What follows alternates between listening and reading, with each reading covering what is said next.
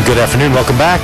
Doug Padgett Radio, broadcasting on AM 950, the voice of Minnesota on the Not Quite Right Broadcasting Network. Religious radio that's not quite right. 106.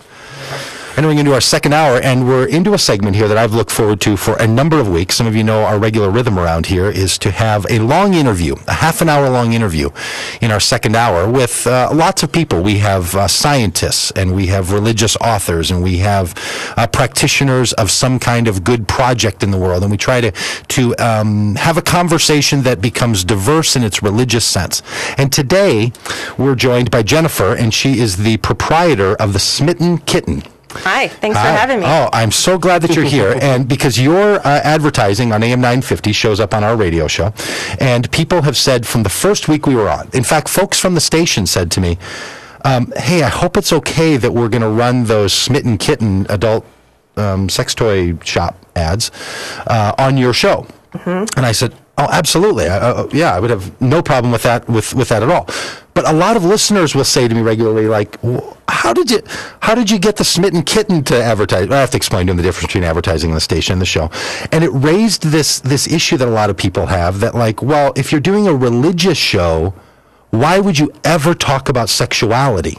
Which is an interesting question, and I think it's one of the problems in religion and one of the problems in our culture is that people don't know how to take their religious convictions and to have a decent sexual conversation with it. So That's why I'm excited about this. But tell us, and we'll talk about that and so on, but tell us about the Smitten Kitten and what the shop is and what you're up to and all that. I was in there yesterday, so I know, a 20-minute visit worth. Right. But tell us about the shop and how you got into it and all that. The Smitten Kitten is sort of a thing of its own. It's amazing to explain to people that you can have a place where you can speak frankly and learn like the real deal about sex and sexuality and explore that for yourself and feel empowered to be there, because most adult stores, empowered isn't necessarily the word that is the first thing you think. Yeah. And that's the project of the Smitten Kitten. It's the project of my life, really. So the Smitten Kitten, we have a retail store. We have an online presence. We do workshops out in the community for people, for universities, for church groups, actually. Oh, is that right? Huh. The Unitarians. Of course. Oh, that's great. That's great, the Unitarians. Yes. We like the Unitarians around here a lot. Yeah. They're great. They're not mean. No, they're right. And it's that's very rare to meet a mean Kitten. Unitarian. That's right. And the Smitten Kitten's not mean or intimidating either. Yeah. You come in, and it's that bright windows right at Lake and Lyndale. You can see in the shop. The door's not blacked out. There's no creepy people. Right. It's not like a sexy, like I tell people, we're the world's like unsexiest sex toy store ever. Like it's just, that's not what it's about. It's real people, everyday people, all there with the same goal in mind, basically. And it's like, hey, I want to have a more empowered life, sex life. I want to, help my marriage. I want to feel better about myself. I want to feel better about my body. Like, whatever it is, that's what Smitten Kitten's about. Yeah, and it puts you in an industry, though, in people's minds inside of this adult sex industry, which has a whole other side to it. Yeah, huge. And, a lot of the stereotypes about the adult industry are true. I mean, it is full of creepy people who are just trying to make a buck on the backs of other people. I mean, that's unfortunately the case, but there's a growing sort of segment, the progressive sort of segment in the adult industry that's actively counteracting that. And, Smitten Kitten, we're not zoned an adult store. Like you don't have to be 18 to come in our store. So, I mean, in that respect, we're not even an adult store, and that just has to do with Minneapolis's amazing zoning law. So how long has how long is the station? Grief. How long is the store? 8 years. It'll be 8 years this summer. And how did you get the name Smitten Kitten? Because my son asked me the other day what the word smitten meant, so I looked it up. It's an adjective that can mean struck with a hard blow, grievously or disastrously stricken or afflicted. Oh, my word. Man. And so for a while, I thought the Smitten Kitten was all about being mean to cats. It's not. And as it turns out, that's not at all what you're doing. It's not at all. We're really nice people. But it can also mean very much in love. So it's I don't know if you did that on purpose, but it's a word that can have have a religious meaning. Right. The Lord will smite them. They will be Right. smitten by the hand of God. Yeah. Those Egyptians, right? Right. Or it can have a very much in love. So it's such an interesting word. How did you pick smitten and kitten? And There was a brainstorm that happened in a car ride home from the airport once after we had, three of us founded it, and we were all talking, and we were just sort of brainstorming and banding about names, and somebody said smitten kitten, and we were like, that's it. Done. Yeah. It's easy to remember, and yeah, it's fun. Yeah. It's a fun name, and I think Yeah. that's part of. When I was in the store yesterday, one of the things I noticed was that it really is normal, with the exception of, and I don't know how we talk about this on the radio, the exception of some of the more classic adult sex aids that are in there. Yeah, right? there are some things that are anatomically correct looking. Very good. Yeah. I was thinking all Yeah. morning, how do you say this? Yeah. That it's Yeah. anatomically correct. Yeah. If one can say that. Yes. Literally. Now, they might representational. have they might have an anatomically correct thing at the smitten kitten as well. But Yes. So, and one of the employees there said that I said, well, how do your friends and family feel about you working at this place? Trying to get, and she said, well, I told my mom, it's kind of like working at Panera, Yeah. which is an interesting, because it's just normal like that. It's just really normal. And I always Without tell the free people, refills. That's right. When you go into the Yeah. Smitten Kitten, like there's a second when you stand at the door and you're like, you have to get acclimatized to an environment and a space where you Mm-hmm. can talk openly about sex. Like in a really honest and direct, but not sexy or titillating way. Right.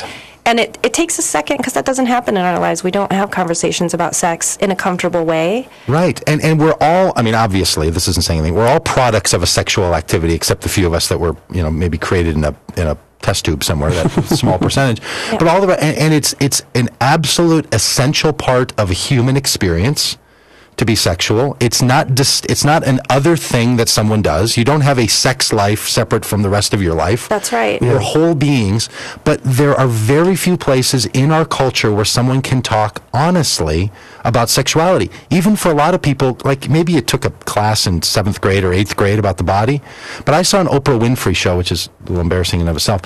One day I was watching an Oprah Winfrey show, which I don't normally watch TV in the middle of the afternoon. sure you do. But it was a sex therapist was on there, and she said most women that she works with don't even have an understanding of their own body and how it works. Oh, that's so true. I mean, we talk to people every single day, and that people have a lot of like shame and embarrassment about that too, because they think I'm 50 years old, like I should know this. Yeah. And I always tell people that should, like you should, don't let that stop you, because why would you know it? Nobody taught you. And that's why Smitten Kitten is education based. Like that's what we do. That's our primary mission, is education and empowering consumers. Yeah. Yeah. And so I think there's a particular, I mean, I as a historian of religion and so on, I understand that there's a history as to why certain religious movements saw sexuality as a danger, as a fire that could burn out of control and so on. And I actually think that religion and religious experience and sexual experience are very similar, and actually the parts of your brain where you experience these things are the same place.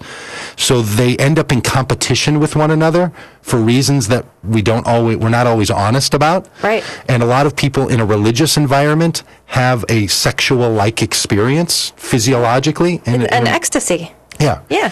Yeah, and that's the same, and which is part of the reason that I think, and religion tends to want to control religious expression. That's just part of the nature of religious practice in the world, and not always for nefarious purposes, sometimes for good ones.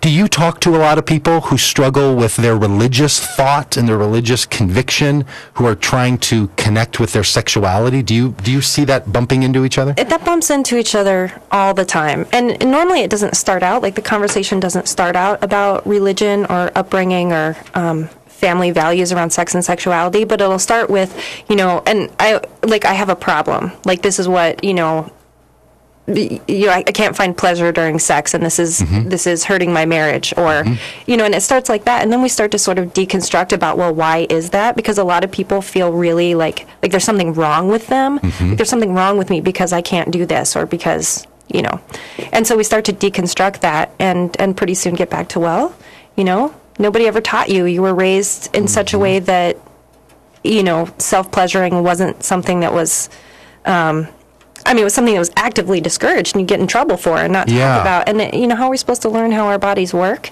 And if by the time we're adults and you don't know how like a basic bodily function works, that is not the best thing for the most empowered marriage, that's for sure. Yeah. And so when you have people come in, and I was surprised yesterday, I'd never been in a store like this of any kind. I'd been in Spencer Gifts, right? And it was great to have the folks working there say, look, we're not into the like jokey kinds of sex toy stuff. None of our things are like fakes or props, or you don't come there if you're looking Gag for gifts. gag Right. gifts. Yeah. Yeah. You don't come there looking for things for a bachelor party or that kind of thing. It's not that. You take this much more seriously than that, but it has a very unserious vibe in the room. Like, Right. there's some humor like, to the whole thing. it's okay to laugh Yeah. or giggle, because often this is funny, like sex is humorous Yeah, a lot right. of times, especially when it doesn't go right. Yeah. You know? Yeah. Yeah. And so that there's something that you're trying to do in that store that puts you, obviously, as you mentioned, at odds with the rest of the adult sex industry here. So I'm interested when we come back from the break, how do they view you? Or do they at all? Do they know? And how do they do this? And what kind of movements are afoot that maybe could help sexuality not be such a secret thing? Because obviously in the religious world, and everyone knows this either by personal experience, news, or someone they know, sex has been used in religion in really devastating ways.